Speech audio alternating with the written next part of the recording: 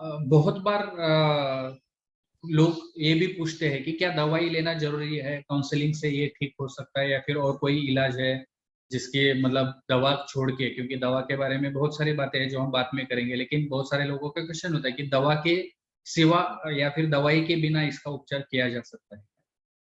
ये बहुत से बार सवाल कॉमनली हमारे पास आता है। ज्यादातर कैसे लड़कियों के बीच में जिनकी शादी नहीं हुई नहीं या शादी होने वाली है, तो माता पिता वो चिंतित रहते हैं कि भाई हमारे यहाँ तो हम दे रहे हैं, लेकिन अगर हम बताएंगे इनको दवा चालू है तो इनकी शादी तो नहीं होगी, फिर मुश्किल आएगा।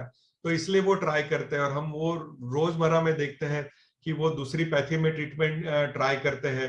एलोपैथी छोड़कर उनको होम्योपैथी, आयुर्वेदा, यूनानी, ऐसा अलग अलग वो ट्रीटमेंट ट्राई करते हैं, और वो फिर से वो बीमारी लौट कर आती है और वापस आती है। तो इसमें और कोई पैथी ऐसा काम करते हुए मैं तो नहीं देख रहा हूँ, क्योंकि वो ट्रीटमेंट फेलियर होके मेरे पास आने वाले केसेस हर महीने में है।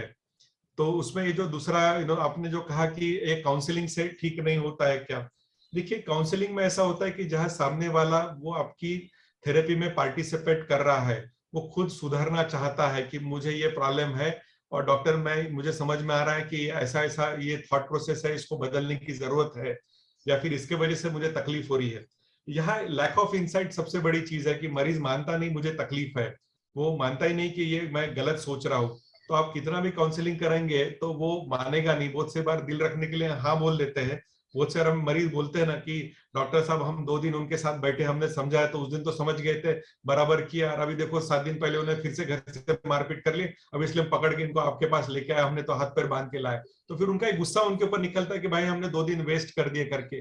लेकिन अगर साइको एजुकेशन में वो पहले समझ लेते हैं कि लैक ऑफ इंसाइट ये बीमारी का हिस्सा है, तो आप उनको कितना भी समझाएंगे तो भी उनके ये समझ में नहीं आने वाला है। वो मरीज की गलती नहीं है, वो बीमारी का एक लक्षण है कि जो उनके कारण उनको चीजें समझ में नहीं आती है।